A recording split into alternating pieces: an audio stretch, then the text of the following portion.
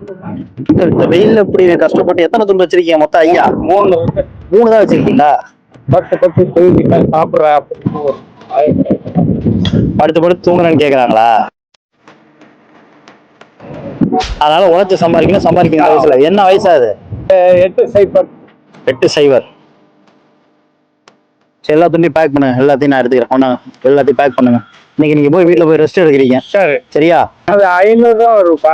எத்தனை துண்டு இருந்தாலும் பரவாயில்ல. நீங்க 5000 ரூபாய்க்கு வச்சிருந்தாலும் நான் வாங்கிக்கிறேன். வெள்ளனா போய் படுக்கணும் அவ்வளவு. இதுல பணம் இருக்கு. சரியா? நான் உங்களுக்கு